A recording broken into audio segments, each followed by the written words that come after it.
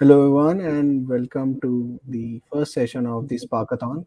And today we have Naveen with us. Naveen is the Spark AR coach for the initiative Reskill and Spark AR.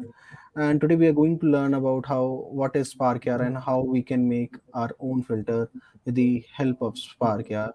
So, hi Naveen, how are you? Thank you, Sadak. I'm really good. Thank you. So, Naveen, what we are going to learn today and how we are going to start this session? We are going to learn about basic concepts like how to use Spark-A. So probably navigation through all the concepts, all the tools that are within like sub tools in Spark-A. So how to kind of navigate from one tool to another, how to access all the functionalities and create your own filter, create a face tracker filter, create a plane tracker filter. We'll be talking about these today's session. Great. So in today's session, students are going to learn so many things and they will grab the goodies from Steam Spark. Yeah. So Naveen, it's over to you. Okay. The virtual stage is all yours. Thank you. Thank you. So, Satak, we should like wait for a few seconds. Meanwhile, like everybody can join. And could you let me know in comments where are you joining from? And Sure. yeah, which part of India are you from? And how excited are you about Instagram filters?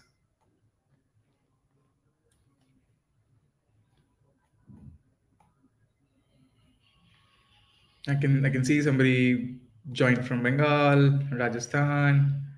Oh my God, from everywhere. Bhilai, Bangalore. Maharashtra. Okay, okay, okay. This is all over India. That's good. That's good.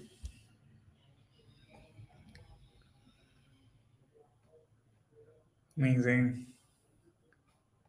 Well, I'm also joining from Rajasthan. So hello there. All right.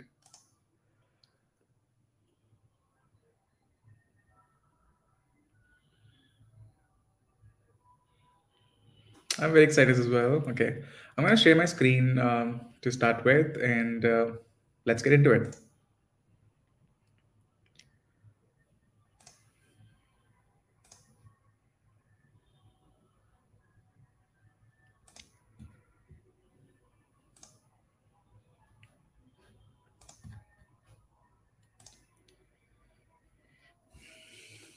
I hope my screen is visible to everybody. And my name is Naveen Upadhyay. I'm a Spark-A coach, and I've been working um, on Instagram and Facebook filters for a couple of years now.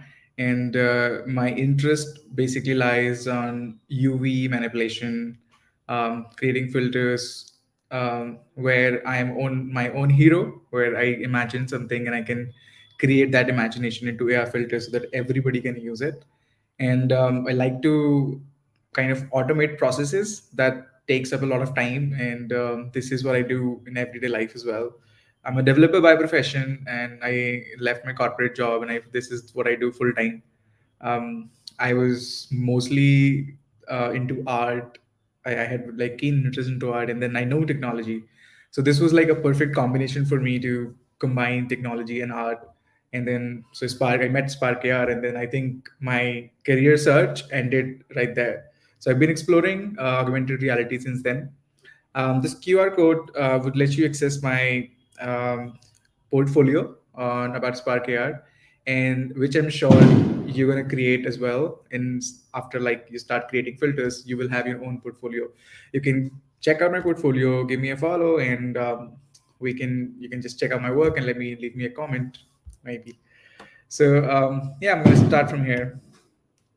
I currently work at Goa Studio, which is a Singapore-based studio, and then we do a lot of AR stuff there, and we have good clients. We work around all kind of filters like world AR filters, plane tracking filters, face filters, so game filters as well. Like a lot of clients, they just want to make some games around Christmas, around Deepavali, or different events throughout the year. So we keep working with the help of Spark AR and deliver the games to our clients. What are we going to learn today is that we're going to navigate like what is the navigation from tool, whatever the shortcuts that we know, um, what is it to actually access the face tracker, what is the folder structure, how do we test the filters, and then how can we import the 3D shapes into the plane tracker, and what are the data types. So this is what I've planned for today's session. But as we go along, with your questions, with your learnings, we can go deep into it, and we can also move forward, because I believe there's one more session planned, which will be tomorrow based on what we learned today. All right, so start with navigation. I'm gonna start. I'm gonna open my Spark AR here. I hope everybody has installed Spark AR. Do we already have Spark AR? I mean, if you don't, then this is a very simple search that you have to do, um, to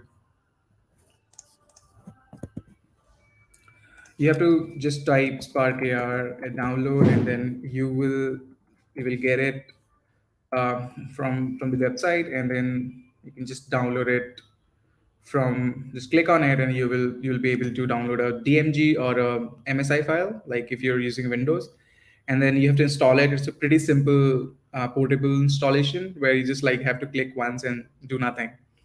So this is where you get the welcome screen. This is called the welcome screen. As you install the software, this is what you get.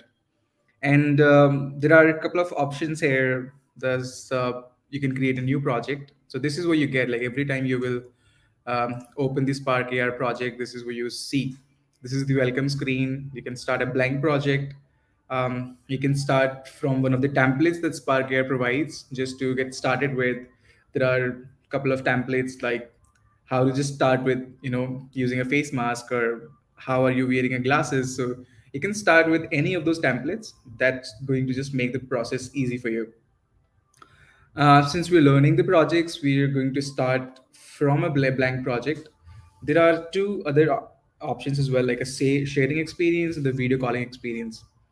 So now Instagram and Facebook, they both have both the capabilities. Like there are sharing experiences where you use filters on Instagram, and there are video calling experiences where you use filters in video calling.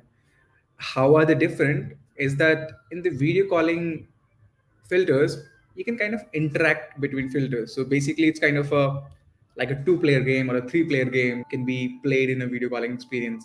While sharing experiences, that you just use it on your account and share on your story. So this is why it is called sharing experience, and this is why it is different from video calling experience.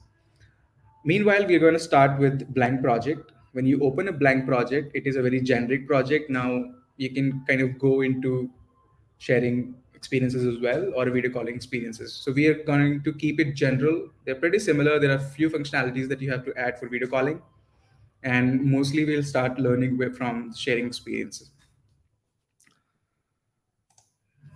All right.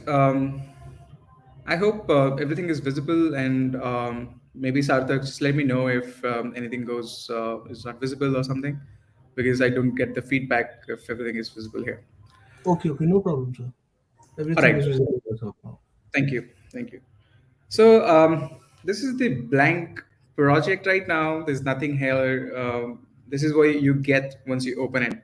And I suggest, if you have already installed Spark AR, you can open along with me. You can traverse through what I do. I'm gonna go very slow so that you can get familiar with every concepts on the go. All right, because the best learning about any tool is when you try things practically, and is also when you try things like on the go. Like if you're learning to code, then if you learn from a YouTube video, the best practice would be whatever the teacher is teaching you, whatever the guider is guiding you, you just have to follow along. So if you can follow along on your laptops, that would be super great. That would be like the best learning. Else you can just look at it and learn. Right. So I'm going to start from here. Like whatever you see, the bigger part of the screen is called Viewport, and Viewport is is a viewport for your augmented reality. What do you understand from augmented reality? is that we are augmenting reality into a tool. So whatever we see from our eyes outside, I know, outside world, in the reality, we are kind of augmenting into digital world, which means that we have to create our eyes. Okay, we have to create some source that could, give us light, like, because we can see, only see, then we have eyes, we can only see if we have lights. So so we have to kind of create that setup into digital world to kind of augment that reality that we see. All right. So we have a camera here. Okay, so our eyes are our camera. Our camera is our eyes. So here, when we talk about our eyes, this is the camera. So through the camera we get a feed. Okay, so through the camera, whatever we see does the similar job what we do with our eyes. Our eyes can see something because we kind of have a definite focal distance. If you put something like too close, like just right under your eye, you can't see, right? So if you put some things below your camera, you won't be able to see. If you put if you stand under the light source, and like, you won't be able to get there will be darkness, right? So that's the same thing. You won't be able to see if you're standing under the camera. So camera has to see some things based on the focal distance. So this is the focal distance, um, that we see. Like, this is the focal distance from camera to where it is projecting, is the focal distance. And this is also called perspective view. This viewport is also called like a perspective, like what kind of perspective you're getting from your eyes, where do you stand in the scene, this all in this world, the camera and the view. The little thing you see here is a light. It's a direction light. Direction light can be compared to sunlight. The sunlight is coming from a direction, and it rotates, rise up in the morning, and goes down in the like evening. So but here it's static, but you can rotate it. Changing the position of direction light won't matter, because it's not exactly the sun, but you can compare it, how the sun works. There's an ambient light source, which is like a constant light source which lights up the scene. So right now, whatever we see here is lit up because the ambient light source has like 20%. If we increase it and we have objects here, they will also increase the light source, because if the light source is increasing its light. So this is about the basic setup. Okay, the basic setup. This is the viewport where we can see things. The basic setup has our device. Our device is our phone. This is our phone. Our phone will have a camera. That's what it sees, right? So if you see, when you click on the device, you see that this thing is blue. So this is the scope of this device. This device, your phone, its scope is this camera can see wherever it goes, right? Wherever this camera can see is these. It comes with the device wherever we can see, because we have the camera. So this camera is these lines, whatever, and the focal distance is under the camera, right? And the focal distance comes. This part is your focal distance. This entire part is your focal distance. So see, this phone would only show you until here, because that's the limitation of the phone. Like we can only see from a certain distance, but if we look left or right, we could see, like, we have a little bit of visibility what we see in the left and right, but the exact focus that we have is certain distance from eye, because of their focal distance. So this is why we have a little bit of farther visibility into the focal distance. And then we have a microphone, because in the reality we speak, right? So we have to give a microphone to um, give a thoughts. Here we mostly use it for inputs and doing audio reactive effects. And we also have speakers. Okay, we have speakers also. So speakers would kind of will play wherever you speak as well. So the speakers can be added. um, don't get confused right here. I just wanted to correlate microphone and speaker, because if microphone can listen to you, then speaker can also make you listen. So this is augmented reality setup. Now, Now we talk about these panels. Okay, so this was first panel where everything was visible. So whatever you put inside the project would visible here, because this is the viewport. Like this is the viewport where augmented you're augmenting the reality. Now we go to the left side of it. The left panel is a scene panel. So what is a scene? Scene is something where every object is situated. Our default object is a device. So whatever we do, whatever we make, whatever we want to put in our augmented reality stuff, we have to put under a device. All right. So that that can be tracked with the device, that can be visible to the device, that can actually move along with the device. So this is our scene object panel.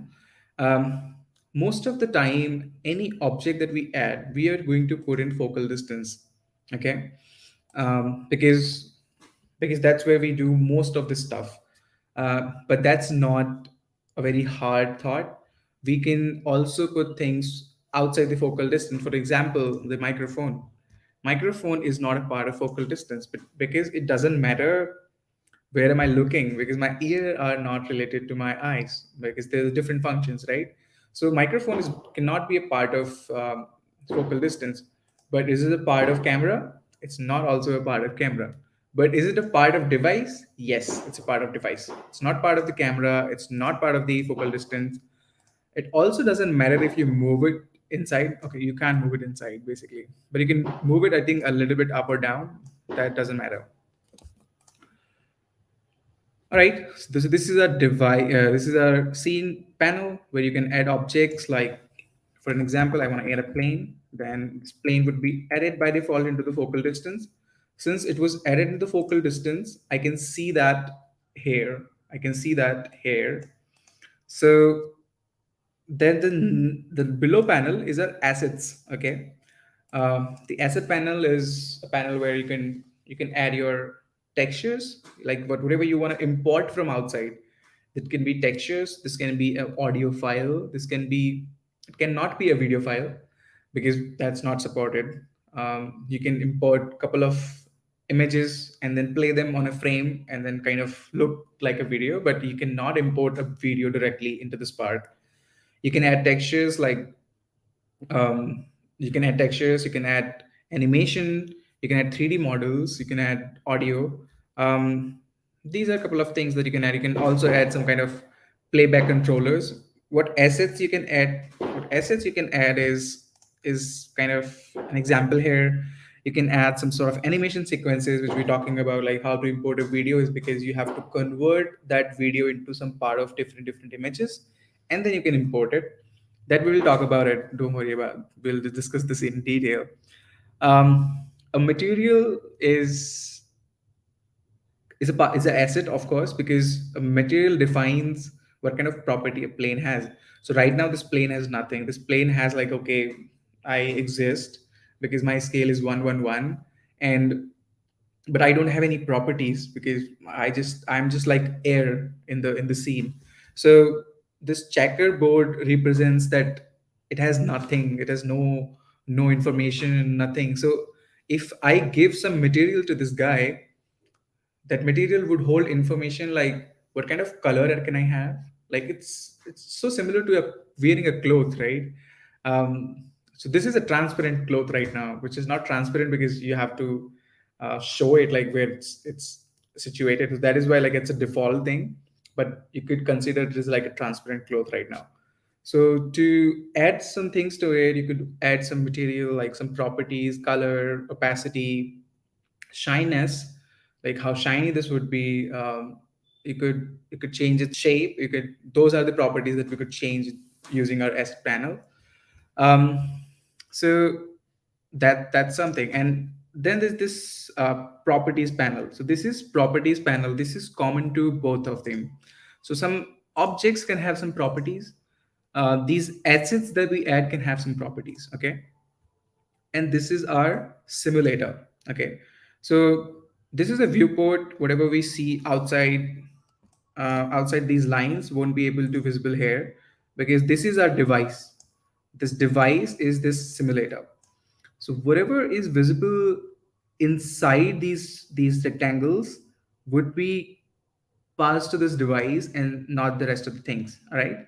So now everybody has different devices, and by default, you could change the type of device that you're using because it's a simulator and you're kind of testing out whatever you're making into a simulator so that you can send it to your phone later when your project is completed. You want to test it on your phone. So basically, you have to create a simulator to see how my effect would look like in your phone.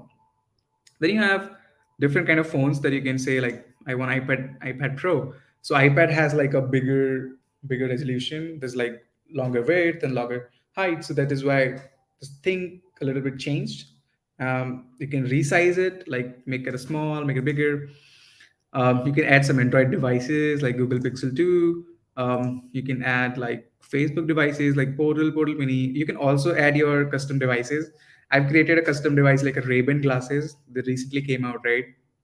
So, how Ray-Ban glasses would see something would be like a square format. So that is why this is like 1184 cross 1184. Where if you look at let me just make it a little bit bigger. I think that's a little smaller. Okay.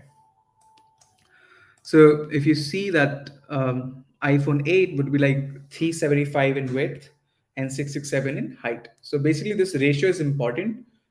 Why it is important? Because every device has a different width and a different height. So it's important to have to consider this when you're creating effects, because if your effect is considered, if you made for iPhone 8 and somebody who's have does not have iPhone 8, let's say I have iPhone X or maybe Android devices, then the filter would act differently. So we that is why these functionalities are given, and we will meticulously take care of them in when we make the projects. So don't worry about it. So this is everything in this panel. There's nothing more or less to it. There are some panels here, like this is the workspace. Um, you can add a patch editor. So this is the last thing that you should see here. Whatever this is kind of a visual programming. Spark-A is all about visual programming. Okay. Earlier, we used to code JavaScript. We would do things code wise and then compile it um, to run it. Nowadays, you don't have to write code every time. You can just import some patches like, hey, give me an edition. Okay. So this edition is part of visual programming, that you give it an input like give me a 4 or give me a 5, give me a 6, and this output. So these two are my inputs. So writing an add function and giving it like first input comma second input bracket, storing into a variable, that all has been replaced through visual programming. And then we say that, hey, this is my output and I am taking that output as here. So this is my patch. This is called patch editor, and whatever we make the connections, this is called patch graph. So patch editor is seen here, and you can toggle it and off from here. If you toggle off, it just goes like invisible, but you can come back in and everything you have added would be intact. There's one more, like if you want to go and do JavaScript, then there's this console. It just console, not useful at the moment, but it just feedback from your scripting if you're coding. But I tell you this, honestly, you can make so many filters, and I know so many creators who has no knowledge about JavaScript, and they are creating super nice filters. They are very well known creators in the community at the moment. So this is just an added advantage. If you know JavaScript, then you can you can just choose to write that code and not use this. That's the only difference. So in some cases, the scripting would be easier to do because there's like if a lot of objects, then if you want to apply and just like for loop would do a lot of things for you. But in most of the cases, visual programming is all good. All right. This is and this is a feedback system like a camera. So we know that this is a camera, and how this guy is showing up here. So we can change that. We can change that to your own camera, like webcam, and I was like, hey, show myself. And since we have this plane here, it's blocking my view. And all right, hello. Okay, so we can change that. So now, right now, my camera is looking at me. So my camera is augmenting my reality into this tool. We can change it to a couple of other simulation videos. So when Spark started, they thought that it's good to kind of include every kind of faces, all size of faces, all ethnicities, so that whenever we make a filter, we can kind of test it in every kind of prop faces, like somebody who has beard, somebody who has turban. So they have like these are by default, and you can add your own videos here, and we'll talk about that. The format to add is that just you just have to click on add button, and then you have to import a .webm video. Like if you see that any supported type is .webm, so you can take any mp4 video, and that mp4 there are lots of online converter which can convert your .mp4 file to .webm file, and then you can import it here. That's thing. And then you can pause an effect anytime, like because this tool is not that big, like 1 GB, but it runs on a lot of resources. It runs on CPU, it runs on GPU, because there's a lot of graphical calculations that we're doing here. It is using camera, it is using microphone, so it is using a lot of your computer resources.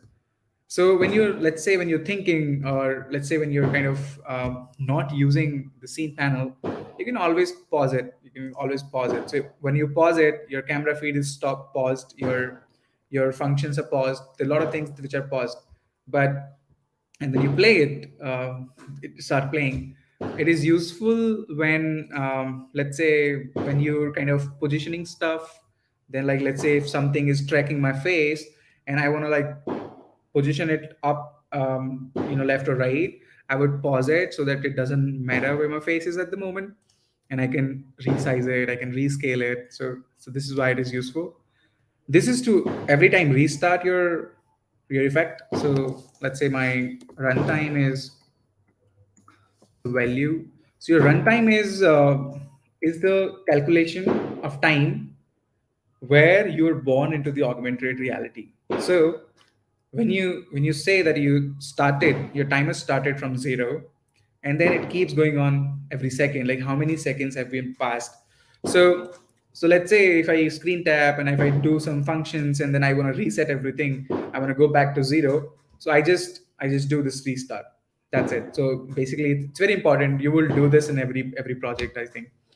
So and the search is to kind of, if you have complex patch graph and you want to search for something, like hey, where's my edition patch, or like whatever. So it will just show up those objects here, those materials here, and also the patch graph. Well, okay. There's one last thing. This panel. This is the AR library where the lots of stuff that is available, and this is all by Spark. And you're free to import anything. There's no issues in that. Like um, this is free to use because Spark has already managed the copyrights, so you can import anything which is present here and use it like it's your own for commercial purposes as well. So you can also see the license. They also give you the license as well with it. So let's say for 3D objects, there are like couple of not couple of, there are like bunch of, there's so many 3D assets here that you can import and play with. There are some music and sounds, like if you're developing a game, so they're like, let's say if I collide something and if I earn a point, so ding, those sounds you don't have to go and create or download. They're just available here. If something needs a background music, then you can just click on like import, and then that would be like downloaded. And as we said, every asset would be added in the asset panel. So as soon as we download it, it was added to our asset panel. And let's say this one more small, this like 1 second, and this is all Facebook sound design. We should be now Meta sound design, but I hope they will change it soon. There are some patches. When we started working on Spark AR, and like back then, this patch asset was not there. So what is a patch asset? This is a patch graph that we know already. So how about if I create some combination of patches which does something? So I don't have to create it again and again. So people have like combined them and like, hey, you just give me the input and don't worry about whatever is going on inside, and it will give you a certain output. So let's say if a quadratic equation, right? A quadratic equation has like a bunch of formulas, and then those values are like, I just need inputs for my a, b, and c, and I'll give you the roots. So my input should be a, b, c, like the coefficients, and my output should be just the roots of the equation. Then I don't have to worry about how am I calculating it. I just have to give inputs, and the output would be my roots. So those patches are added here. Let's import one of the patches. Think which would make more sense right now. Let's go.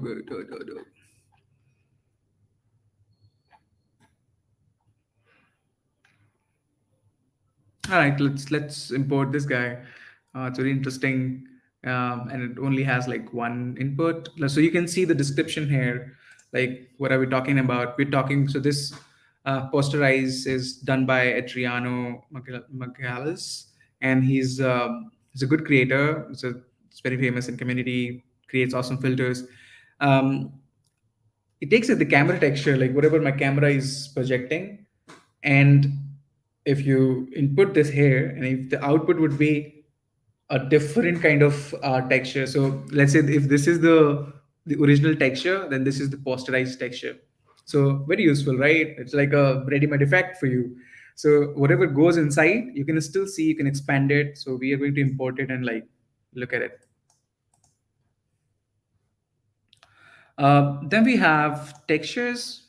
They are like environment textures, like what kind of environment you want to create in your augmented reality stuff. Like, are you in your office? Are you actually outside in nature? Are you nearby sunset places or your sunrise places? Are you in a lift? Are you on your rooftop? So they're like different kind of environment textures, which also can be useful.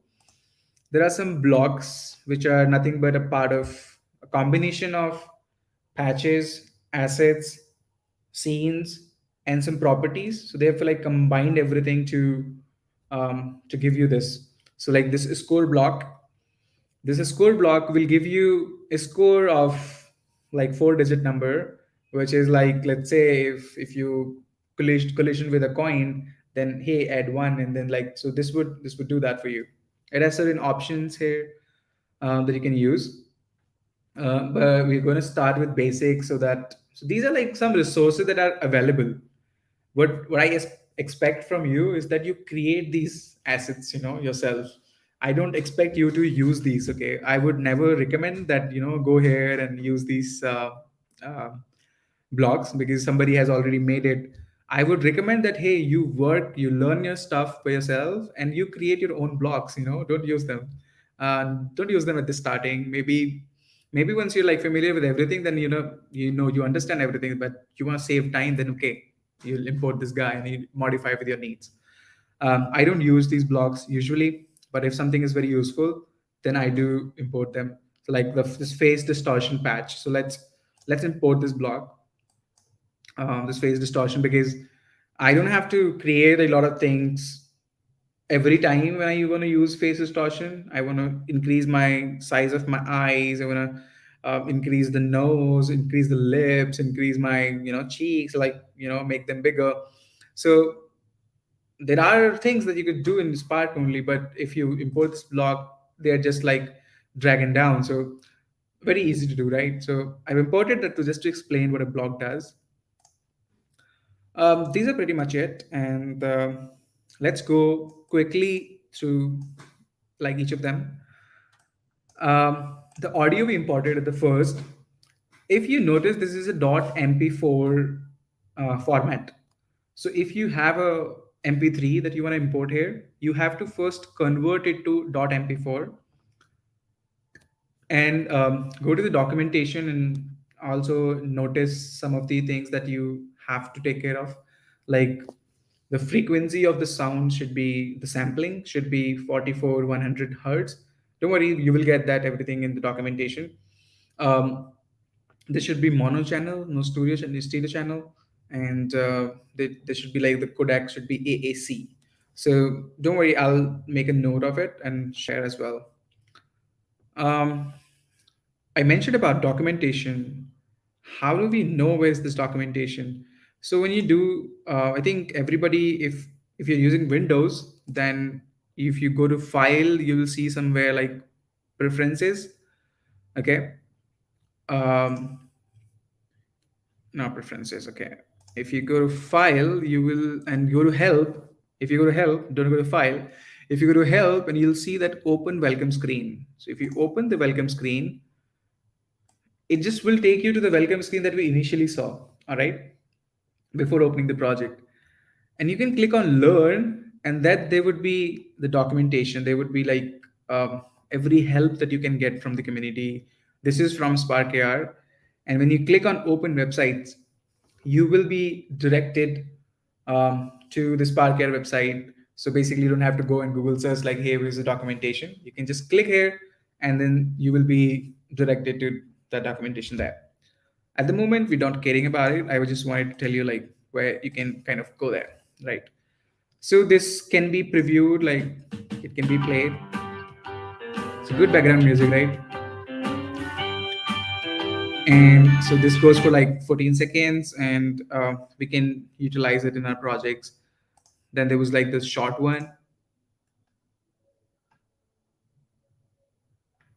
I think it's so very, very short. I can't even.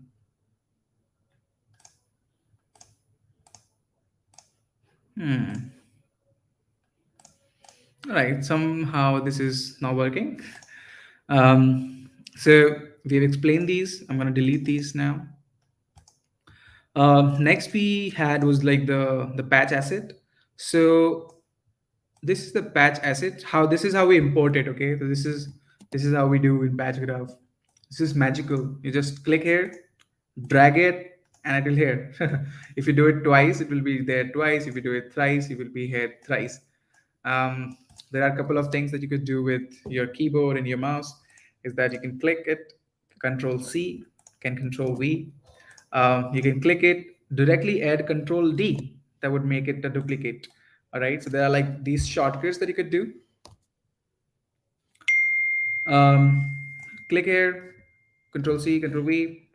Click on multiple things, like let's say 3. Select them, like drag your mouse and then select them.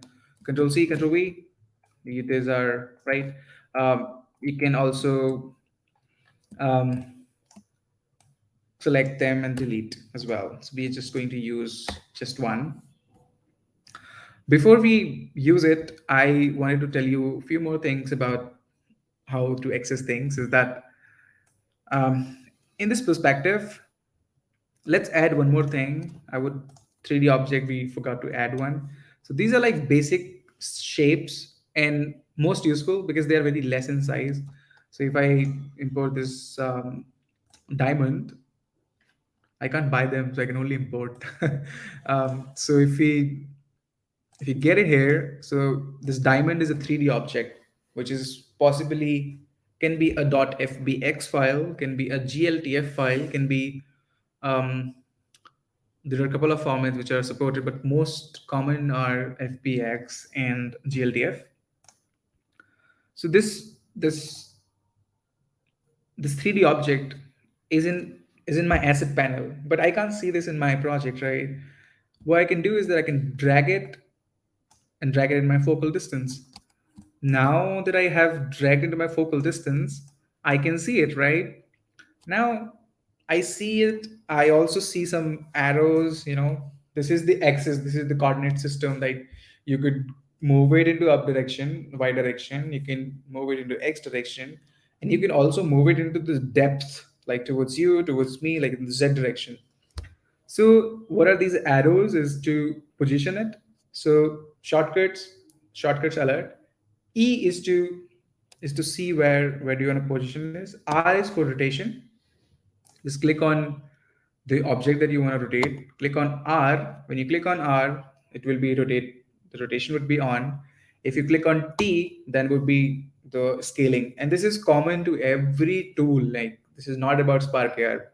Even if you have used Photoshop, if you use other tools also like 3D modeling tools as well, this is pretty common everywhere. Alternatively, if you don't want to use shortcuts, this is the one for positioning, this is the one for rotating, and this is the one for scaling.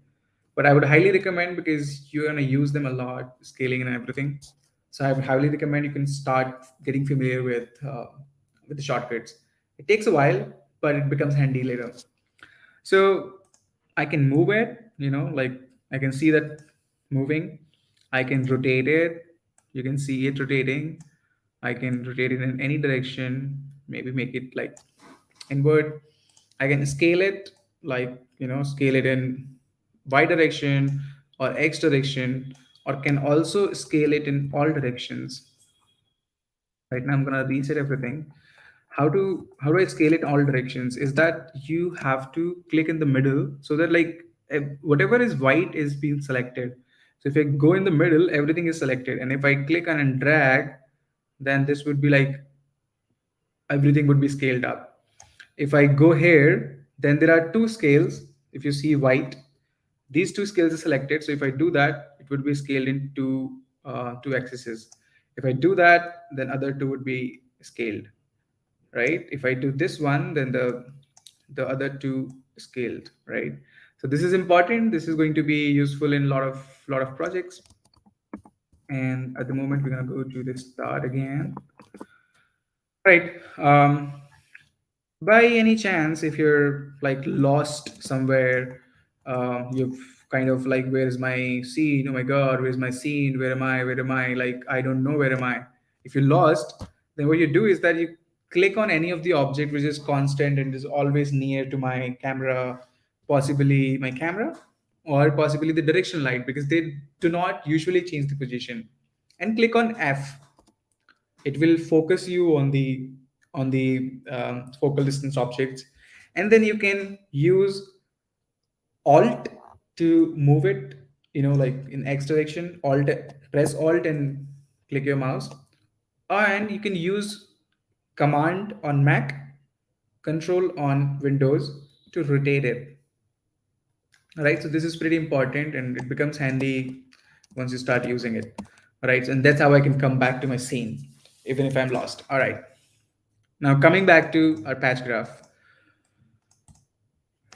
I'm going to create something pretty similar to this. All right, so I'm going to create a very simple patch of our own. We don't want to use somebody else's patches. We want to create our own patches. So we have a value that we can have. This value is my first input, which can be like, let's say 5. And this input is then being added to 10. I could also directly pass 5 to here, but I just wanted to show you like how you can kind of connect. This is the output, and this is the input, and this is the function in the middle. So input, function, output. Value is nothing, there's no function, it's just a holder. What it is holding is the number. It can hold a couple of things, but at the moment it is holding a number. This number is being passed to this add function, and I can have another value which is 7, and can be multiplied by 10, and then can be added to here, and this is going to be my output, 75.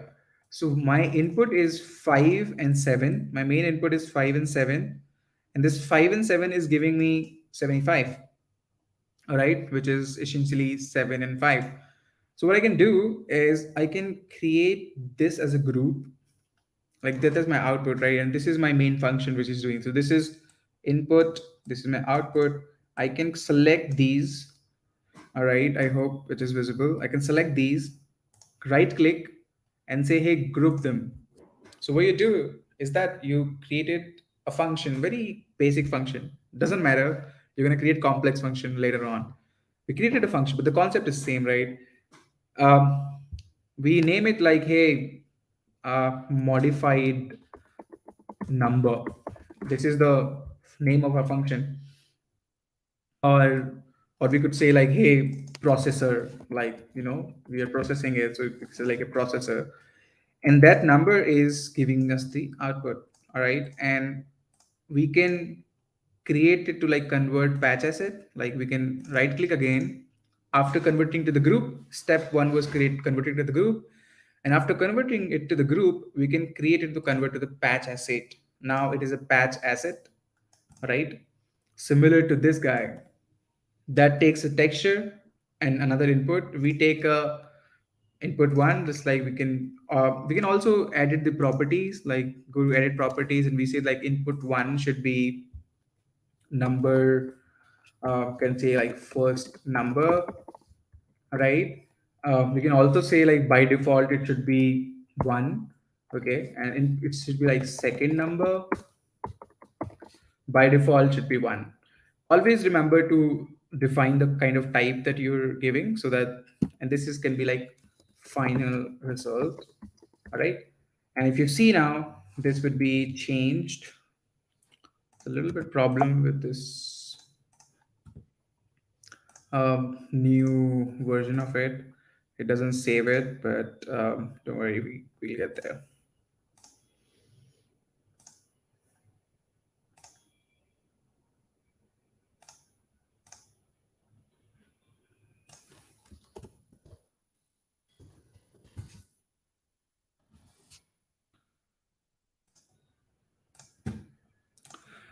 You don't have to save it every time. It will be, it's just like this version of Spark here has a little bit bugs, and then so we have to do it.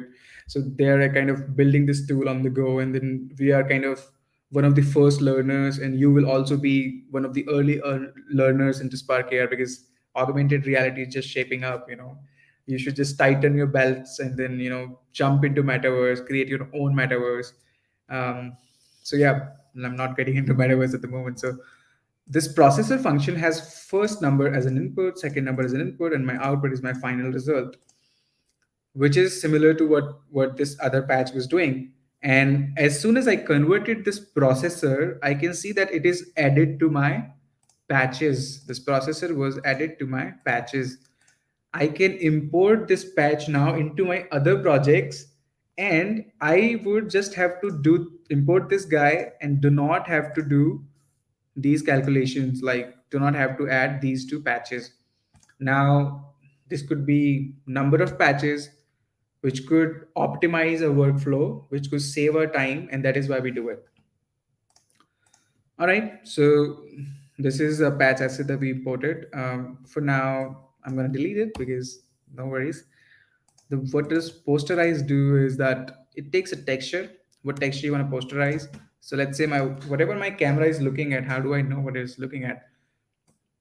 So when I click on my camera, all the properties, where will the properties be? The right panel. So we can change the transformations of the camera because that's yet not allowed. Um, because basically, if you're holding your camera and changing the transformation of the camera would mean like you're holding it, but your phone starts flying from your hand. That's not possible at the moment. So we can't change the transformations. We can extract the whatever it's looking at, whatever the texture it's looking at. So we extracted this texture. Is it not working? Is it like what's the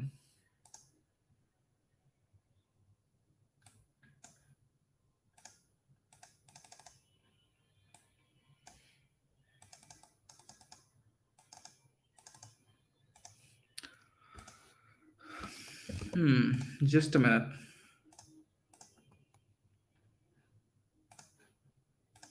All right. See, it's a little bit buggy at the moment, but it's okay. We can always restart a project and make it work. This is very famous saying in IT, that if whatever the complex stuff that you're working in, and if you face a very complex problem, the easiest solution sometimes can be just restarting the machine. So if you restart the project, it just can fix a lot of things. We extracted the texture, As soon as we clicked on this, what would happen? We would have a texture value which will be added to our asset panel, because where are our assets? Textures are assets, right? So they would be asset. So this is added here as camera texture, and you can rename it if you want. It's already renamed as camera texture, but you can, I generally rename them like, hey, it is my texture, and where it's coming from? It's coming from camera. So I'll just like, hey, texture from camera. I will drag it here, and this camera texture is giving me some sort of, like, this camera texture have some properties which defines as it camera. So this camera gives me color values, like whatever I see, RGBA. um, we will get into it, so I don't want to get you confused. Just want to use this posterize, give it the texture here. This output has to be given somewhere, right? So where do I do that? Can I import, can I create? So I have to, like, quickly, I'm going to create a canvas. um, a canvas is nothing but it's a null object which holds 2D stuff. A 2D stuff is a rectangle. We'll talk about it. I'm just going to explain this quickly. This rectangle is my um, posterize holder, I would say. And this texture is like, so when I click on it, so you remember when we imported a plane, we had like three directional things with a plane. So a plane is a 3D thing. It's going to be moved in Z direction and everything. But a rectangle is a 2D stuff. So a rectangle can only be on this, but a plane, like if you see, so this is 2D. This focal distance is 2D. And if I talk about this plane, it could be like, it could go here. This diamond could go here, could go here, and also see in here, like things are changing. But this canvas guy, it just can be in this plane, so it can only move around here and there. It cannot like just go into 3D direction because it's a 2D stuff. And your camera texture is, we are 3D, everything is 3D, but we are projected onto a 2D plane. All right. So that is why a rectangle is a 2D thing. So I'm just going to reset these positions to 0 so that they're originally the top. Um, the width of this rectangle could be scaled like this. You can scale it like this, or you can just click here and say like, hey, fill my entire width of my phone, and fill entire width of my height of my phone. So what this mean is that no matter what kind of phone I have iPhone, I have Android, give me 100%, just go 100%, right? Just don't stop anywhere, like a 300 pixels. So if you do 300 pixels, and if a phone is like 400 pixels, so there would be nothing in the rest of the 100. So what I told this guy to do is like, hey, 100%, so 100% of the width and 100% of the height. And I also said like, give me a material. I want to give you colors, I want to give you some properties, and that is my material. If I double click, so how I added the material is just to, I went to the properties of this guy, that is my rectangle. I said, give me 100% of width, 100% of height. Don't change my position. Be the default position. This is a pinning stuff. If you're gonna pin like a pin to the left or the right, don't care about the rest of the sides. Scaling is to kind of scale it or make it smaller. We keep it by default at 1. Rotation is giving it rotation, like in 2D and 3D direction. By default, we're going to give 0 direction. So there comes the material. The material is, as we discussed, could be holding some properties like colors, and so we can pass those things. So we say like, hey, add a material. We already added one, and we can select that one, double click on it. This material would give you some properties here. What kind of material is this? Is it a flat material? Is it standard? There are certain kind of materials that we have in a project. These materials can be flat, which means it won't care about the lighting in the area. It would give you like full colors. If it's standard, then it would definitely be bothered by the lights which are in the system. So if I go flat, this would be like super white. Don't care about the lighting, I'll be white. If I change this color and I say like, hey, go yellow, this will be like super yellow. It doesn't care about anything else.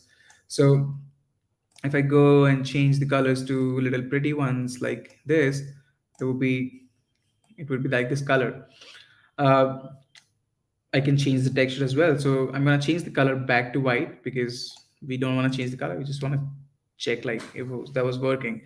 And if this texture could be my camera texture that I so if I try to see what all textures I have in my asset panel, I just have to drag this guy, like click on this guy, and it will tell me all the texture that I have in my asset panel. The only texture that I have in my asset panel is the texture camera texture, right? These are my textures. Only two textures right now. Default environment texture, that is for environment texture, like we discussed about. Are you in a lift? Are you on the rooftop? Are you seeing a sunset? Are you in a lobby? Are you in an office? But right now we're not caring about it. We're choosing like a 2D thing. So in 2D stuff, this is not needed. Why it was imported by default? Because we have a 3D stuff here. But I'm going to delete it right at the moment because it's not useful. So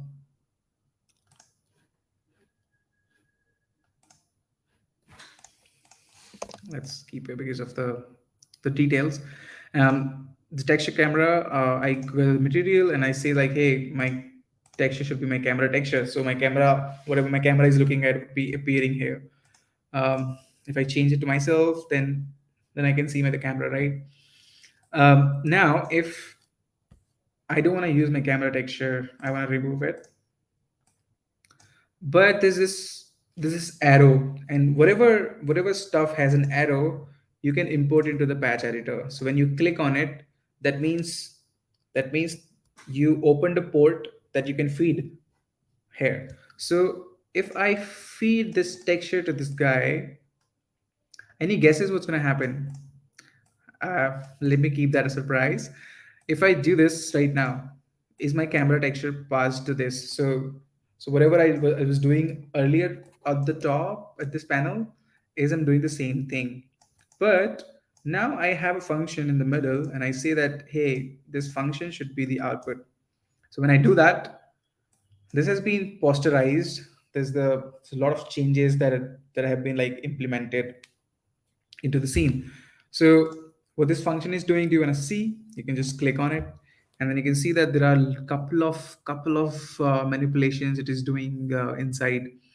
I quickly see that it is taking the camera texture, taking RGB values and alpha separately, doing a dot product with some certain numbers that you can change and modify, the kind of effect that you're getting. So it's not necessary that you always have to go with whatever is being given to you.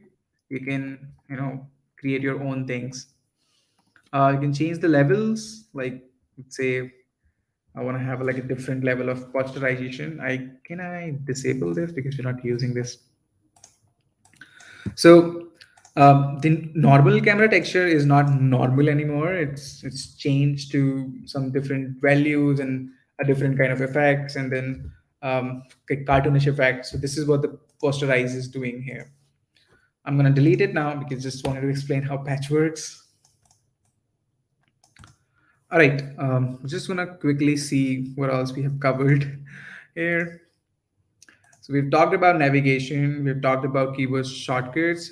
How do we access keyboard shortcuts? Is that if you're using Windows, then I think there would be preferences here. But if you're using Mac, the preferences comes here.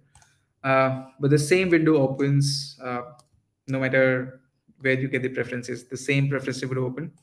If you click on shortcuts, you will see all the list of the shortcuts here, like how to copy, how to cut, how to duplicate. These we already discussed. You can change it the way you want. You can click on it, press whatever you want to make it like custom, and then that would be done. The second thing that you want to restore the defaults, like if you don't like what you have done and then you forget what was earlier, then you can just click on restore defaults and just close it.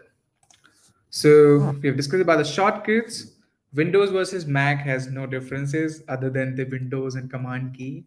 Um, so if you're using Windows, the window key won't be useful. But if you're using Mac, you don't have Windows key here. You have Command, and so that's the only difference, like in Windows and Mac. All right. So I hope we are kind of familiar with our tool now. We know what Spark AR is. We know that where things are where things are situated. And don't worry about the stuff. They are like pretty common. Once you know things from basic, like what lies where and what does what, you can experiment on it. You can learn from it. So the base should be clear. Like ask this question to yourself and note it down if you have questions right now, because I'm going to answer them at the end of the session. That why this thing is here, what is the function of it, when to use it. You can always get help from the internet, that hey, what this thing do, what is that. But when to use it and how to you like you can get help on how to use it. When to use it is comes with experience. You experiment and you get things done. So after a while you'll have like certain idea. You'll be like maybe sitting in my chair and teaching somebody else, and then so you if you know that the things are thoroughly clear for you, then you can like build upon it. Every day, every day, every day you can make yourself better. So this is the whole idea of getting spending time on just the basic things. I don't think like this is so important to like spend so much time on it, because you could get you could just like start with a template and you'll be able to create your filter. But if you know basics, then you can modify it according to your own way. Because when we talk about augmented reality, you are your own hero. Your own imagination that you do is that's why we are called creators. That's what we were going to be. Now if you use Spark AR, you'll be a creator. Whatever your imagination is, you can just bring it on. One last thing, we imported this face distortion as well. So let's make it work. How do we use a block is that you can directly drop it somewhere, or you can just right click on it and click on instantiate. Same thing. Let's do instantiate. When you do instantiate, they give you like lots of options. um, so I'm going to delete it for now because I want to teach you something else for now. So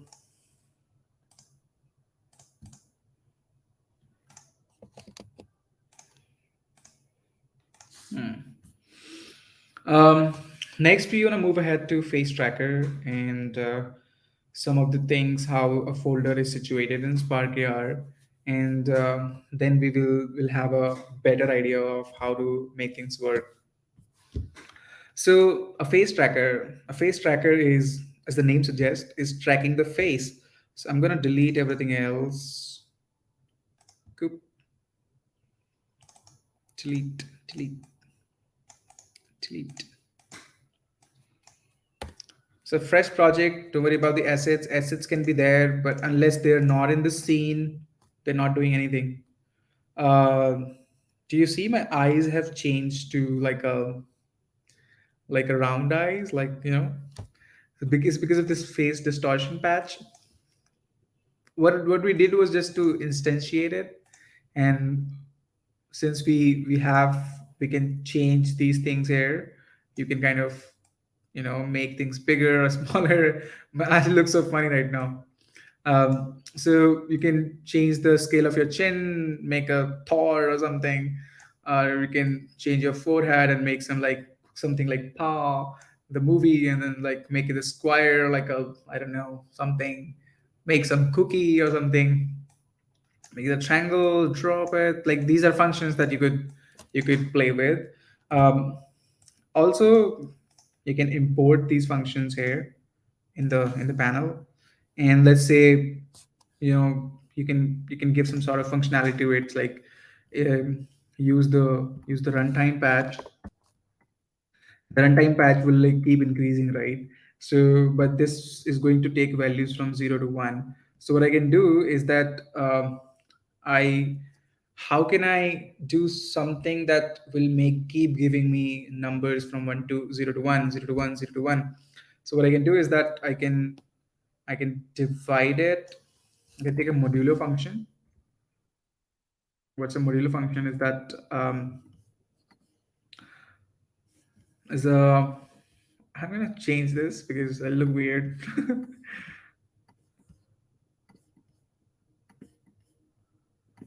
But you may have seen that cookie filter like this. Somebody eats a lot of cookies and the face gets like boom, boom, boom, boom, boom, bigger. So this is probably how they did it, right? Um, how I'm gonna do is that this value is my output, and if I see that this is always grows from 0 to 1, this is modulo 1, is that when I divide something from 1, the remainder is my modulo function. That's what the modulo function does. So if I have a modulo function, and if I say, hey, divide number 5 by 2, can you guess what could be the output? I think it should be 1, right? If I say like divide it by 3, the output should be 2, all right? So if I take a number which is increasing like, hey, 0.1, 0.2, 0.3, and if I divide it by 1, so 1 is like multiplying it by itself. So the remainder would always be, 0.1, 0.2. So if it is 1.1, then 1 is okay, but remainder would be like 0.1 or 2. So if I connect this here, if you see, this will like keep increasing, decreasing because of this number. So this is the mathematical operation that we applied to my eye scale. Could do my forehead as well. And if I do my forehead, so forehead would be like, hey, up and down. I could, now they are like going at the same time. But if I want to like change the order, so like I can subtract from 1, and if I say like, hey, if this goes from 0 to 1, that thing should come from 1 to 0. So whatever the output is coming here, I can subtract it from 1 and then give it to my forehead.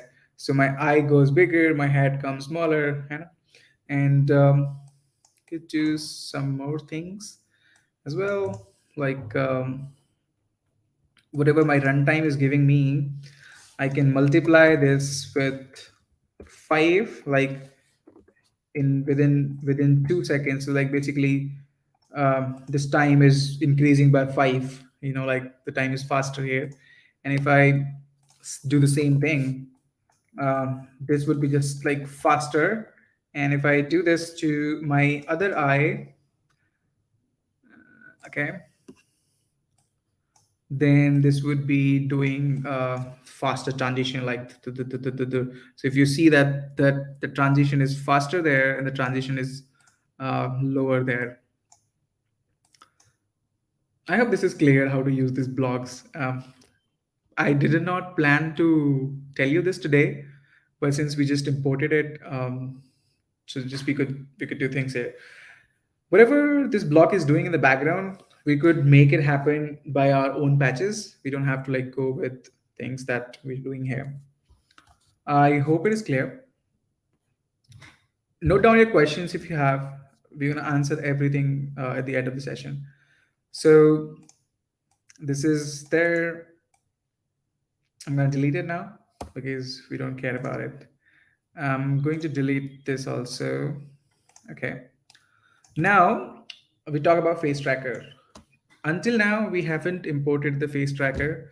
What that block was doing was that it was taking the position of the eyes and then doing that stuff inside the block. So if we open this block, you can open the block, of course. You will see that there was a face tracker in here, and the face tracker was having some meshes and having some like 2 face meshes, and then there must be a lot of functions which is going on here, and there was this function which was going on, and there was a 3D model of a face. The 3D model was um, like a reference, like a like a model of face which was like situated here, and then the texture of my face was projected on it. So when I, let's say, when I increase the size of something, then I was actually increasing that sphere which was representing my eyes to like make it bigger or make it smaller. So this is what was happening when we were doing this from the main project. But don't worry about it. You can create your own.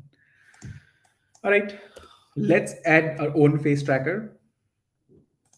And how to do it is that, so we want to add something to a scene. So we would do that. If you want to add something to a scene that is an object, we would add this to a scene panel and object. We want to add a face tracker, something that tracks a face. As soon as I add my face tracker, there are three handles, like wherever my face goes, this goes. By default, it is situated just right in the center. um, then are a couple of things that you can add. You can add a lot of things. Like these are the only options that you can add. Okay, so it's pretty easy to go one by one as well. You can add a plane. The plane that we added, like a 3D object, we could traverse here and there. So if I add a plane, this would be in the center, and wherever my face goes, it's going to track it. I can i can drag it a little bit further, and this would be like this. I can make it go in the background, like so. Look at this. Like this is right now, it's just an object, and even if I throw it in the background, it won't be going behind it, because we don't have a material to it, and our face has to occlude it, right? So at the moment, there's nothing occluding it. Like we exist on a 2D plane. All right, so that is why it's, if you see in the viewport, it is in the back, but in the in the simulator, it's just going to show that its size is smaller because it is in the z direction. So if I increase it like plane, so this is the original size, this is going to be bigger, it's going to be smaller, right? um, now this pause thing comes in handy, right? This, if you pause it, you can like kind of position it the way you want, because if I don't pause it, then it keeps moving. I'm not like really able to get it if it's keep moving, right? So I have to like pause it and then move it. So this was something that we added. Then we can add another thing is null object. So remember, anything which we are adding here, these objects are everything that we can add anywhere. Like we can add in focal distance as well, add object, any of these. So when we're taking an example with the face tracker, make a note that you can use them otherwise as well. We're taking with face tracker because it is tracking with the face. If we do in the focal distance, then it won't be tracking, but it would be the, like if I have this plane, and if I say that this plane is my outside plane, okay, and outside plane has a material, and this material is a color of this color, okay, and this is my face tracker material. This is my face tracker material. I'm gonna like not material. This is my face tracker object. So face tracker, like inside. I'm gonna say like inside. All right. And the one which was outside had a material. I'm gonna name it like hey math outside. And which was inside the face tracker, I'm gonna name it hey material, new material, and I'm gonna say math inside. Make it flat, give it a different color. All right, so if you see the difference, both of them are into my scene. Okay, both of them are into my scene. It just, whatever was inside is being tracked with the face, okay, and the outside one is not tracked with the face. So now you understand the difference. Okay, another thing that we can add is null object. Null object is nothing, it doesn't show you anything. It's just like a canvas that we added. So canvas and rectangle was like the 2D thing, and so canvas was like a holder of that 2D thing, so which could like null object, the same thing. Null object is just empty. It is just useful to like add objects. So I can use this diamond and put it into null object. Remember, you can, this is just for you to group things, to position them quickly. If you have five scene objects and you want to position them, move them just at once. So you can put all of them into this, right? And then those will be like moved here and there. So let's do that.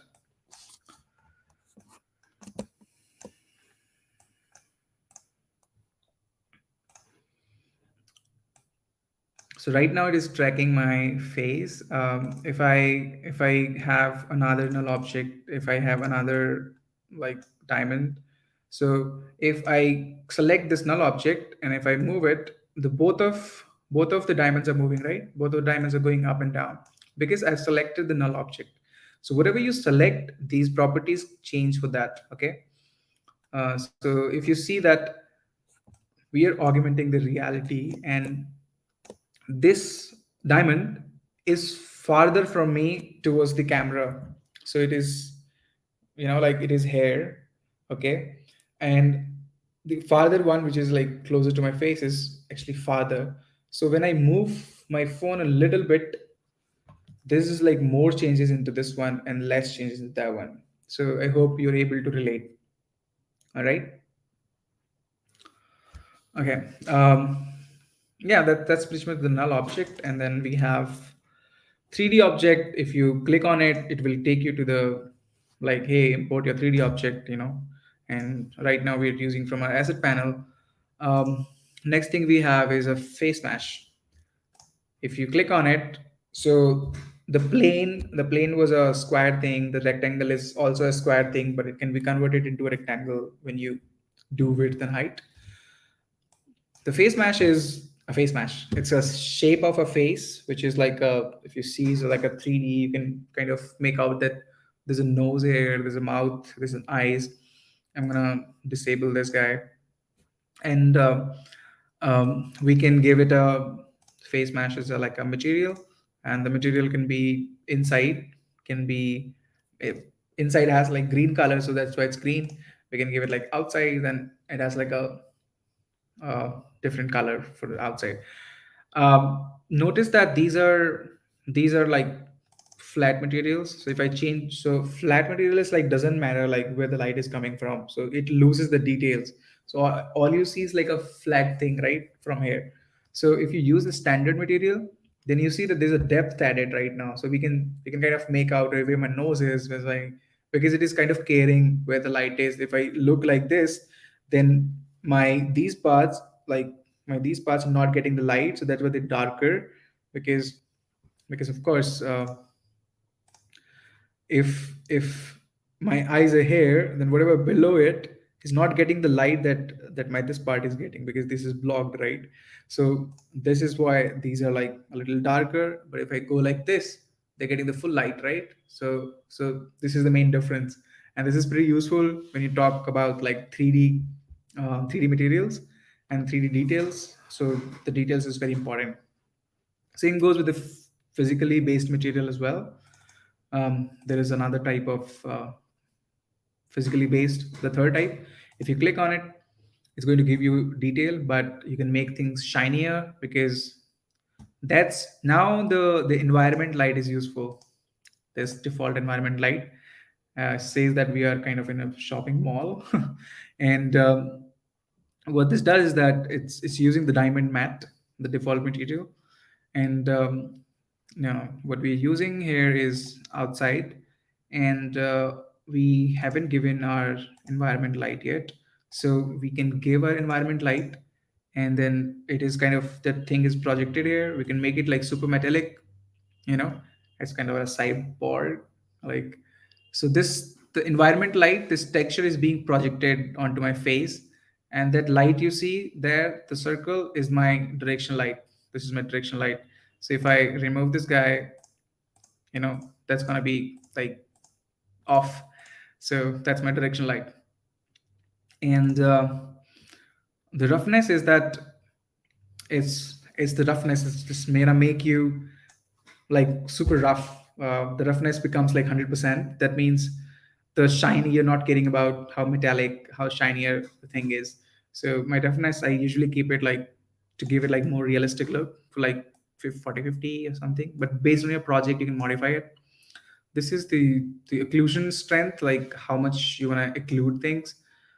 keep it 100%. Doesn't change much here, like unless there are a lot of intrinsic curves in the into the model.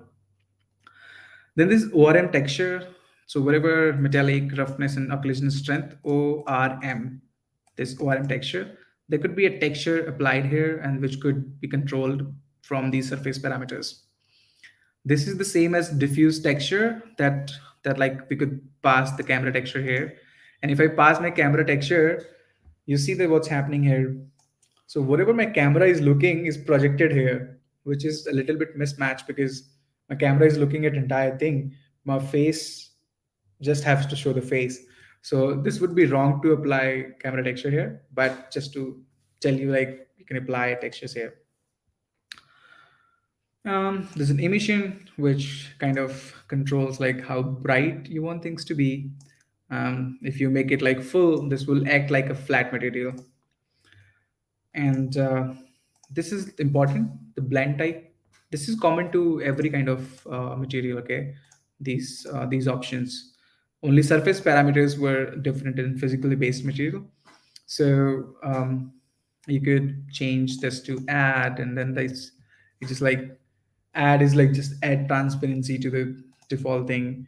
Then you can subtract. Subtract is like it's gonna subtract the pink color from the original color. So basically RGB, R is red, so pink is somewhere mixture of red and I think blue. So if you remove that, it's going to be mostly green. If I change my color to, like, let's say something else, that's going to be like changing as well. um, there's a face paint as well. So face paint is very realistic. This kind of also brings out your beard, cares about whatever things that you have on your face, brings them out. So you can kind of make it a little more realistic by changing these things here and there. So this is all about your face. Okay.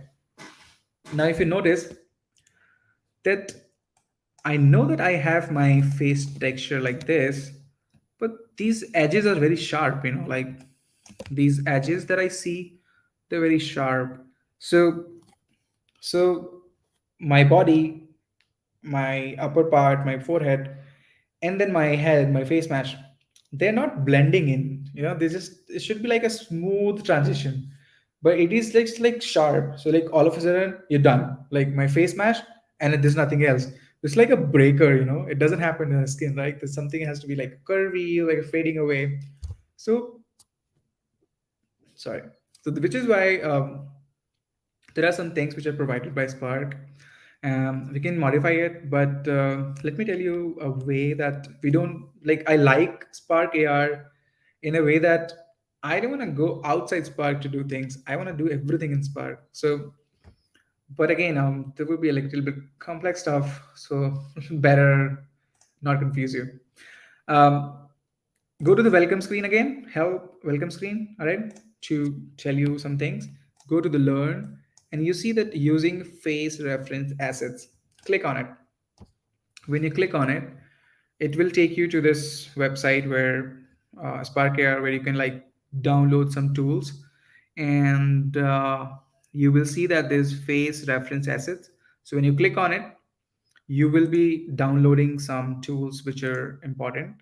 And so basically you will be downloading some assets which are useful. I have already downloaded them, so I'm just going to import them. Okay.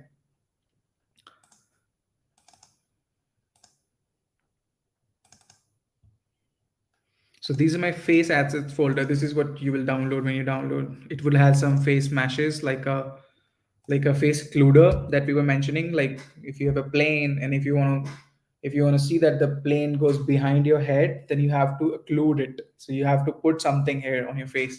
So we will use it in our next session. Right now we just want to take care of one, like talk about these textures. So we can select all, import them. When you import any texture into Spark, you can let them compress. It automatically starts, but it eats up lots of memory. So when you're working, you can probably put them on none at the start, but later on when you like want to check out like everything comes under size like 4 MB, you can later compress it. um, what we have downloaded just now is these 5 textures. So we're gonna go one by one. There's this face mask. It's just nothing. It's just like a circle which is blurred out at the edges. Okay. Um, there's this face masculine. So it's like a texture which is masculine texture. It's like a most like a maybe they took all kind of masculine textures and then they created this model like okay, this would represent the most um, close texture to a masculine face. Then there's a feminine face. So masculine is like a little bit rough and like have by default some spots. I don't know why men are not beautiful, but female face is like smoother and there's a little bit nose is sharper and like this. And there's this face mash. It's like a net of faces like like how things are curvy from here and then how the curves are. And there are face trackers like hey, what points, like what by where my eyebrows are, where my nose is, where my face is, where my cheeks are. So these are the 5 things. These are useful to draw things like let's say if you have this face mask which is, what am I using it, this is outside and this is. So as soon as I click on it, all of my textures are here. I can use the tracker one, and I can see that okay, I have some trackers. So basically, outside Spark, you can kind of draw something like in place of your eyebrows, you want something else. So you can use Photoshop or other tools to draw something on here, save them as a transparent PNG, and import it and replace this texture. So you will be using them. If I use the masculine texture, that would be like super. It's a good texture, right? It's like looks like almost looks like me in a different thing, but it's just like not blending yet, not blending. So we come to our original problem that we why we imported these textures, that this thing is very useful for us. So this is a circle, like a face. If I use this circle and if I apply this alpha onto the material that I have here, this would kind of blur things out from the edges. And to do that, I would just take out my masculine texture and I also take out this texture. Okay. Um, every texture, everything in this, whatever we see, which has color in digital, in graphical manner, is only visible to us in colors because we have R, G, B, A, 4 things, which makes things visible. R is for red channel, green channel, blue channel, and A is for alpha channel.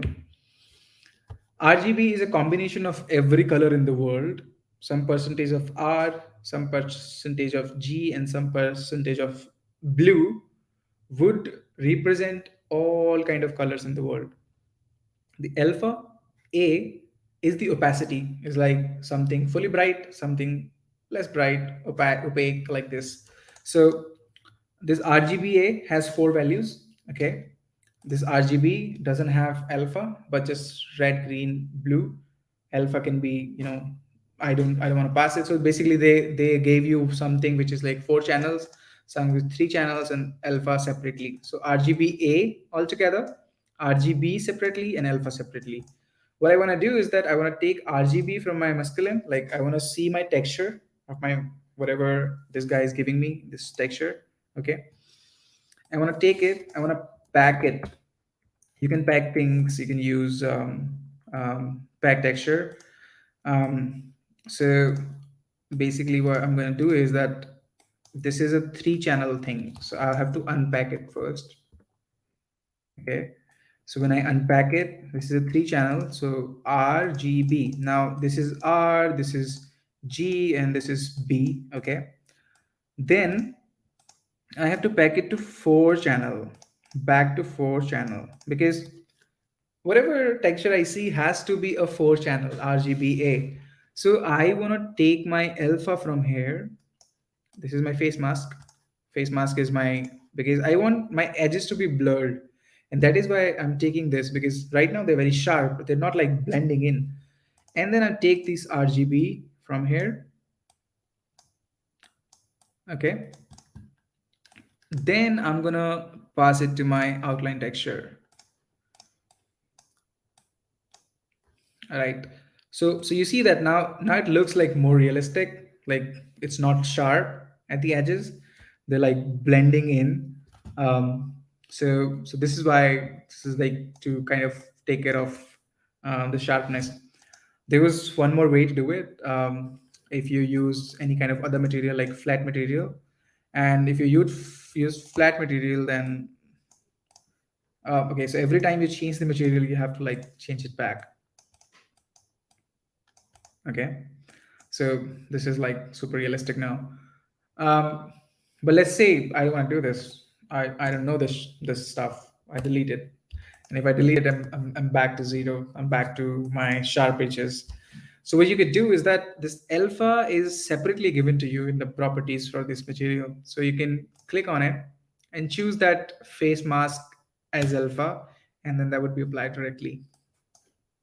Why we use that method here is because when we use the face paint, they don't give you that option of alpha. So, but we know what it is doing conceptually. We could do that here, right? Because the concept was to modify the alpha at the edges and take the exact values in the middle. Do not change them. All right. Okay. This is the face mesh. What else could we do with face meshes? We could yeah, for now I think we've done a lot. Then we have 3D text. You can add some 3D text, which is like a super 3D. It probably has a standard material because kind of works with the lights. You can change it, the colors of this guy, um, make it a different material. You can choose a texture, like give it a camera texture. So basically whatever my camera is looking is also being projected here. Give it a white color again. Make it bigger. How to make it bigger is that you can use a T button, or click on it, use T and select it like this. So if you see, this is my text because my texture is being projected on this. Then we have another thing is that is a vector object. Um, we don't really use it at the moment because there are some things that I would have to teach you before using it. Canvas we've already used. Canvas is to kind of hold, it's a null object for a rectangle. If you want to use rectangle or 2D text, you would have to use canvas and then put it. Ambient light is, we talked about, as a constant light. You can add more lights, more directional lights. Environment light is to lighten up your environment. Point light is, it just points at a point. Spotlight is also like coming from a point but spreading out. um, I'm not focusing on these because you can let's try it out and then kind of have your doubts ready tomorrow, for these things, because they're pretty similar to ambient and directional light, which is like a different function. But I really want that you come up with the doubts. Particle system, yeah, we can discuss. Particle system is like a constant emission of some things, which like, let's say if I want to have like snowfall into my scene, so the snowfall should be like keep happening. It's just like, I cannot use so many different planes, like hundreds of planes, and make them visible and like move them. That would be like too much. So that's why they created particles. That the particles, they could be like same properties of all particles, but all can have like a random rotation or a random position and those things. By default, since we use this in the face tracker, that is why they're like following my face. um, but we can use it to like create laser eyes. Like, let's say my it is emitting something like from my eyes, there's some Superman, like some particles are coming out. So we could create that from here. And you probably have to position it. So when we kind of so first we have to create the face tracker. We can drag it. When we drag the face tracker here, we can access the elements of the face. So this is the face, and we want to see that where is my eye. And when I see my eyes, I can see my eyeball, and my eyeball has, so every this these are the functions that the patches that Spark gives you by default.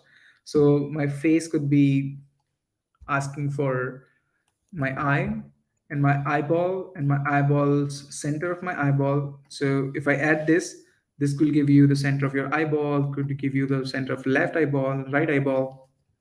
And I can take this emitter and give its position to, so this emitter has a couple of properties. Its position, scale, and rotation is like pretty common to everything. Then there are like, what is the birth rate, how many particles are getting birth in every zero point 0.4 seconds. Like every particle is living for zero point 0.4 seconds, and then the speed is like in every 0.2 seconds they are being generated. If I give it to just one, they would be like just one in every zero point 0.2 seconds. If I do two, they would be like two particles like that. If I do five, you will see that they're going on. If I do 100, there will be like so many particles. But if I increase the lifespan for like 5 seconds, they will be going longer. Like they will be living in the scene for longer, because one particle will be living for 5 seconds at the moment right now. So 5 seconds is a lot. So they'll be like going to places. But I don't want 5 seconds. I think 1 second is super for me. There's like covering my entire scene. I can go for maximum 2 seconds, because 5 second I could use 100 second also, but I don't want that. Like it will be eating up lots of memories in my project. So I can scale them down. I can make it smaller, and since they don't have a texture at the moment, we can give them a texture. For that, we have to use a material. If I use my material 0, which has like the camera texture, so if I increase the size, you will see that there's like lots of things face coming out of my face at the moment. It's like a, because I gave the texture, so you can give anything, but this is not recommended. You should give a texture like a star or something that we can download, like a star PNG. And when we download star PNG, let's download star PNG.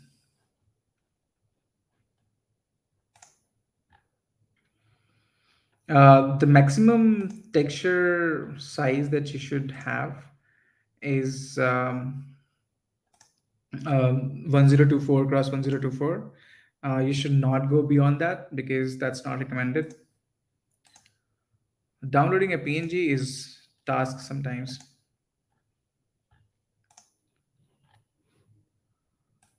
Okay.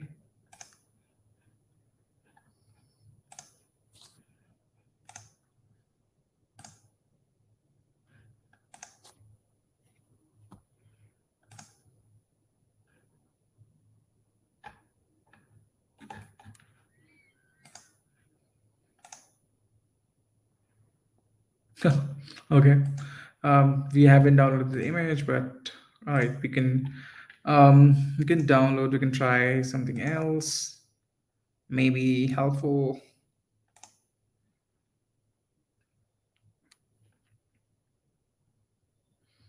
This is why I don't like to go outside Spark Air, because everything disappoints you. So you can create something by your own.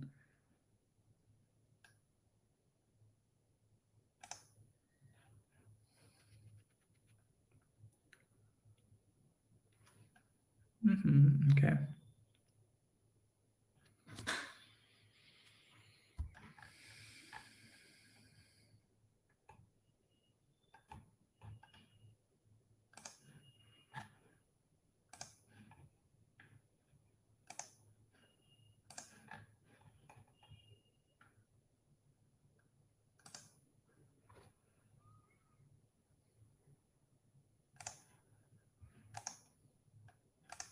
It's not transparent. We want to use a transparent PNG here. That could be useful. What I do is that I create my own PNG. I use SDF and use SDF star, which is basically nothing but creating your own shapes into Spark. And I would say that, hey, use SDF star should be smooth step. We will discuss this later, but for now, I'm just going to create something useful for us. And this material should be flat material and should also be here. And we will give this, it's a very big star at the moment. So I'm just going to go for 0.1 and 0.2 and 0.01.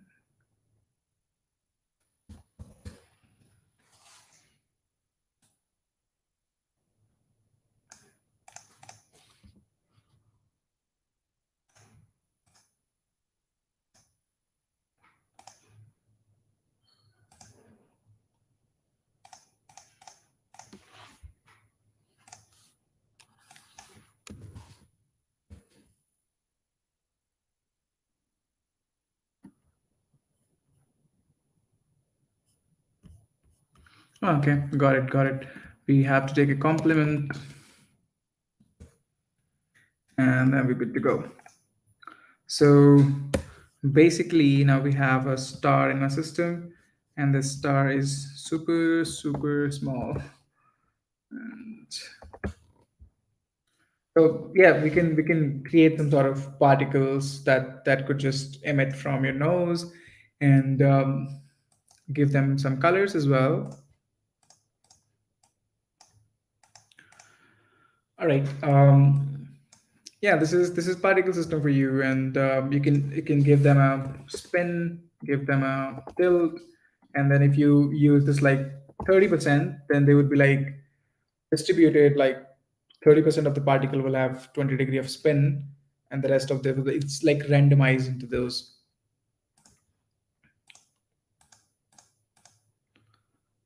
And right now this rate is too much. We'll keep it to like 15, and speed is also too much. Keep it to 2.1. Lifespan also too much. Keep it to 1. Scale is also too much. 0.1. Let's look at a bit better how it goes. And also, like if you keep the space to world, that means that it is kind of gonna follow. But if you keep it to local, it's gonna be like with the with your face, like straight with your face. But the world is like looks more real because it's kind of following your movements. You can create a line like a line shape that was like coming from a point. This is like coming from a plane. um, this is coming from a line. This is coming from like a ring. Okay, so these things can be done. There are like a couple of things. You can add some acceleration, like let's say if you add like increase it like 0.1, and it's probably like going up and but then coming down. So if I increase the lifespan, you will see that the particles like first goes up but then they come down. They were going up, but then I increased the gravity in the system. So when I increase the gravity, it will just pull it back. So initially I'm like launching them like a rocket, but then my gravitation is too much that they're coming down. So I can decrease this gravitation to like 0.5. So they will go up, slow down, and maybe depends on the lifetime, like how much time they'll be alive for. So I hope this is clear. It's important concept. Like you can design a lot of things with it, and well, this is pretty much all about face tracker. And I'm gonna keep next 15 minutes for questions before we move towards like complex stuff tomorrow. It's not going to be complex, but we'll be taking some examples and we'll be doing some things in the patch editor. And I'll be having all the reference that we've talked things about today. And if you have any questions, um, let me know now. And I'm going to stop sharing my screen. Sure, why am I zoomed up?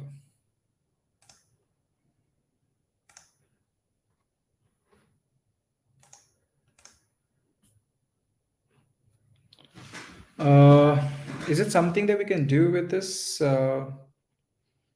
Right now it's super zoomed. Move it away. All right, if you have any questions, let me know. Um, Sarthak, can I just leave the session and come back? Could that be possible?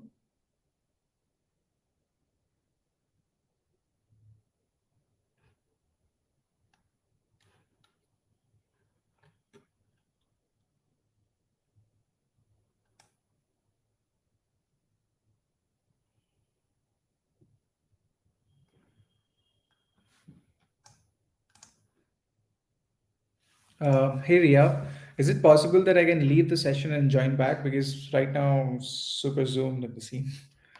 So, not sure.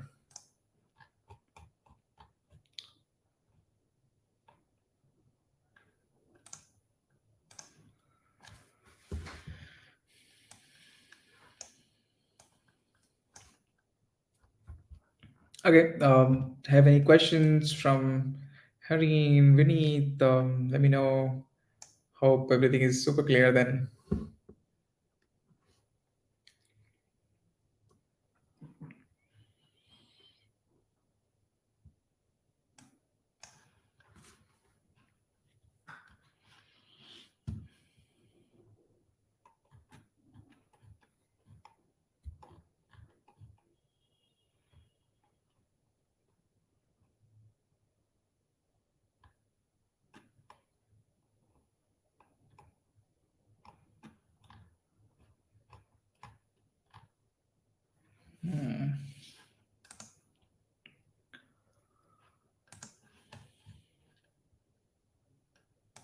How to submit filters? Okay, Sandesh, interesting question.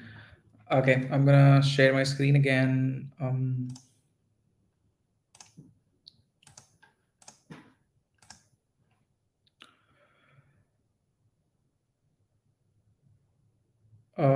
Can you see my screen? I hope you can. Okay. So basically, what you have to do is that, let's say if I have this effect which is ready, and my effect is that I have these glasses, and if I want to submit this effect to Spark-A, what I have to do is that I can test this on my device. I can send it to my Instagram directly, or I have to like click on this guy, which is publish, and I can directly click on upload, and this will take me to the panel. Okay, if I click on upload, this will start uploading, and so you went to publish, then you click on upload, and it will take me to my portal where I can upload my filter, where I can give it a new name. So like, if not wearing these glasses, this is my filter that's kind of putting these glasses on my face. So this will take me to this panel where this is my Facebook, this is my dashboard, and I can like give a unique name to this. Um, Whatever filter I like, my eyeglasses, or I have to add like what platform I'm actually launching them. So right now this is like a messenger as well, the Instagram, Facebook. Um, you can select categories, what kind of filters this is, and some keywords which are helpful to find a filter, like glasses or eyewear, something colorful. Just so you can add those keywords, add a demo video which explains how your filter is. It should be explaining pretty much in detail like what your filter is doing. So basically, your demo video should be from 10 to 15 seconds, and should be explaining you wearing your glasses. You can upload a picture and add collaborators and just submit. So this will be reviewed by Instagram, and you will be notified on your Facebook once you've done it. You must have a Facebook account, you must have an Instagram account. And yep, any more questions that we have, bring them in. And this is my Instagram, you can connect as well. And yep, any more questions that we have?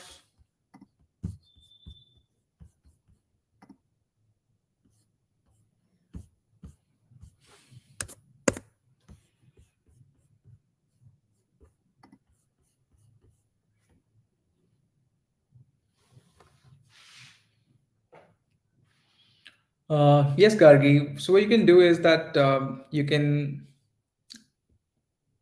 can have animated backgrounds in a way that you can have GIF, understand GIF, like let's say something which is lighting, or for example, Diwali filters where you like firecrackers. So what firecracker does, like you found a video where there's a firecracker going up and this bursting out. So what you can do is that you can convert that video into a GIF, and then the GIF to PNG sequence. So PNG sequence is just pictures every frame. So that bursting out would be like it's traveling from here, and then bursting out would be a combination of, like, let's say 25 to 30 images, smaller in size, and then those can be imported in Spark and created as an animation sequence. Um, which means that I'm gonna share my screen again. Um, I hope it is visible that you can kind of add animation sequence here, and this animation sequence will have the number of images. So you can import like those number of images here.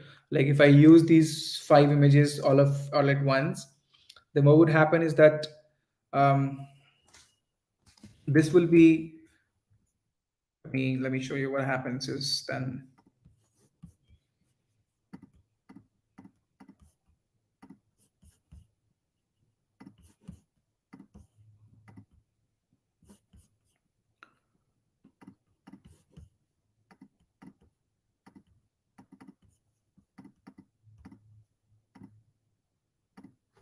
So if you see that all of those images, they're like combination of 5 images, they're running one after other, and I can control their speed by like, hey, 5 frames, so one image at once.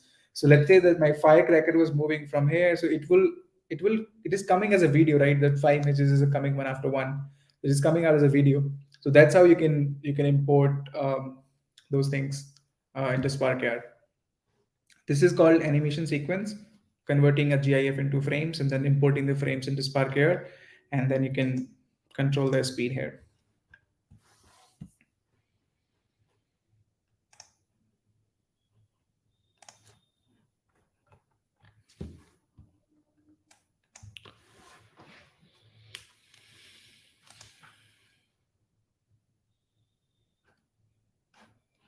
Okay. Um, think I'm not sure why my screen is not visible. I hope I'll be able to explain it tomorrow as well. If you because this is something that we are going to cover tomorrow, Gari. We're going to talk about animation sequences tomorrow, so we will cover that. So basically, the idea is to um, create number of images and import them in Spark and run them frame by frame to make it look like a video, like an animation that, as you mentioned.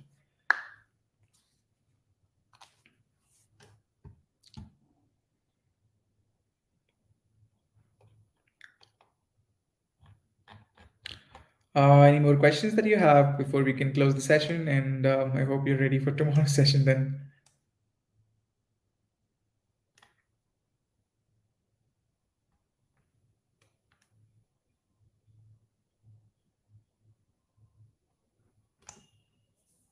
All right, Karti.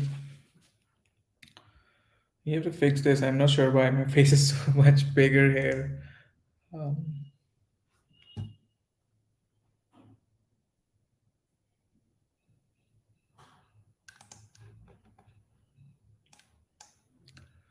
all right, if no more questions, we can end up our stream, and I think yeah, we'll see you tomorrow. We'll see you tomorrow. I hope tomorrow when you come, be ready with your Spark-A installed, and some of you, if not have attended the full session, can go through the recording, and you make sure that you go through everything, because tomorrow we'll cover up some good topics. We'll make a filter as well, maybe make 2 filters. So yeah, be prepared for tomorrow.